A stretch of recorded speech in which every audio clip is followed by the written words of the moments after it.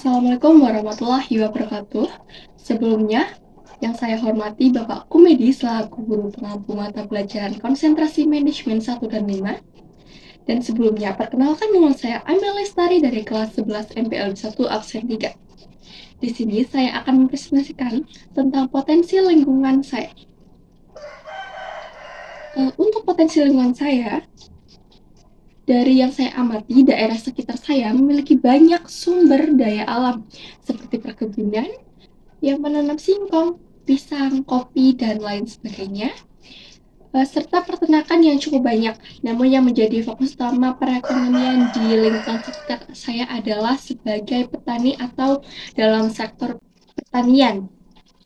Untuk sumber daya manusia, lingkungan saya dari segi kuantitas, jumlah penduduk berdasarkan jumlah kelamin, maka jumlah penduduk perempuan lebih besar daripada laki-laki. Berdasarkan mata pencahariannya, penduduk desa sebagian besar bermata pencaharian adalah petani dan buruh tani. Untuk pengelolaan sumber daya manusia pada lingkungan sekitar dapat dilakukan dengan meningkatkan pengetahuan dan keterampilan yang berkaitan dengan usaha mereka. Kemudian, bisa dilakukan pengembangan sumber daya manusia melalui pelatihan keterampilan dengan program peningkatan pendidikan, latihan, dan riset pengembangan desa. Dan untuk sumber daya alam yang ada pada sekitar lingkungan saya terdapat beberapa sektor. Di perkebunan ada singkong, kopi, pisang, dan lain sebagainya yang biasa adalah menjadi makanan yang bernilai jual lebih tinggi. Untuk sekitar perikanan dan peternakan, di lingkungan saya cukup sedikit, mungkin hanya pada rumah tangga yang memelihara ternak dalam jumlah sedikit. Untuk sumber daya yang paling utama adalah di sektor pertanian, yaitu dalam menanam padi dan jagung. Untuk mengelola sumber daya alam menjadi nilai jadi yang lebih tinggi sebagai petani, mereka harus bisa menerapkan praktik pertanian dan memperhatikan keseimbangan lingkungan.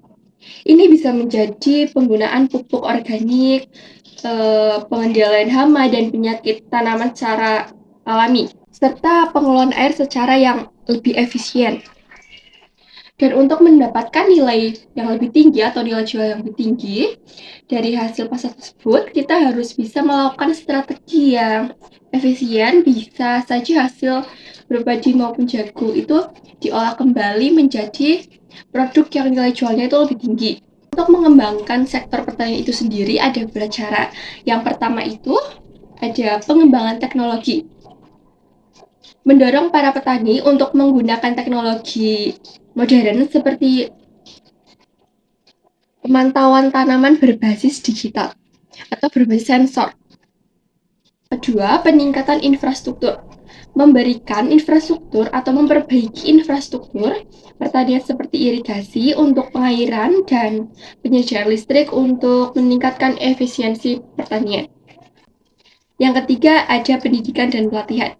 Memberikan pelatihan dan pendidikan kepada petani tentang praktik agar hasil dari petani itu lebih tinggi atau lebih bagus.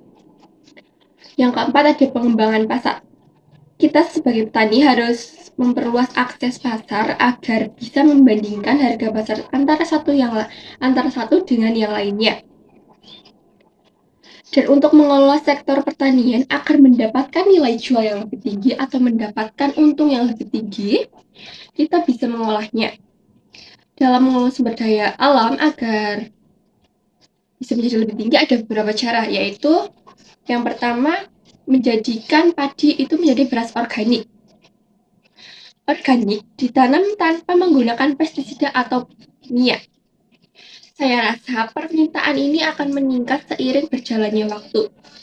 Karena konsumen yang peduli terhadap kesehatannya, kita bisa mendapatkan pupuk ini dari hasil potensi lokal kita, yang lain misalnya dari peternakan, kita bisa mendapatkan pupuk organik dari kotoran ternak yang sudah diolah kembali.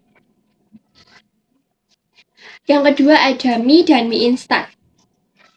Mie yang terbuat dari beras bisa menjadi pilihan karena dianggap lebih sehat dibandingkan dari tepung terigu. Jika olahan ini berhasil, ini bisa menjadi peluang yang sangat bagus karena zaman sekarang anak muda khususnya sangat senang mengonsumsi mie. Dan ini juga bisa menjadi peluang usaha bagi sumber daya manusia karena ini akan membuka lowongan pekerjaan yang lebih luas. Yang ketiga ada snack beras. Beras bisa dijadikan sebagai snack beras atau kue beras yang menjadi makanan sehat dan memiliki nilai jual yang lebih tinggi. Mungkin seperti makanan Korea itu kan dari kue beras atau dari beras, itu kan bisa dicontoh. Yang keempat ada bahan baku produk kosmetik. Ekstrak beras sering digunakan dalam produk kosmetik karena khasiatnya yang melembabkan dan mencerahkan kulit. Untuk mengolah produk yang satu ini saya rasa cukup sulit karena kita harus belajar banyak tentang produk perawatan kulit yang bagus dan bisa menjadi peluang yang sangat bagus nantinya. Melihat dari zaman sekarang, hampir di semua kalangan menggunakan kosmetik seperti skincare dan make up, bahkan body care. Ini bisa menjadi peluang yang sangat bagus jika kita bisa mengembangkannya. Yang kelima ada tepung jagung. Selain padi, potensi lokal yang ada pada sekitar lingkungan saya ada jagung. Untuk jagung sendiri bisa diolah menjadi tepung karena sekarang sangat banyak penjual yang membutuhkan jagung untuk keperluan dagang maupun rumah tangga. Bisa juga dijadikan popcorn atau cemilan yang lainnya yang bisa mendapatkan nilai jual yang lebih tinggi lagi. Mungkin sekian presentasi dari saya. Maaf jika banyak kesalahan kata atau kekeliruan kata. Saya mohon maaf. Terima kasih. Wassalamualaikum warahmatullahi wabarakatuh.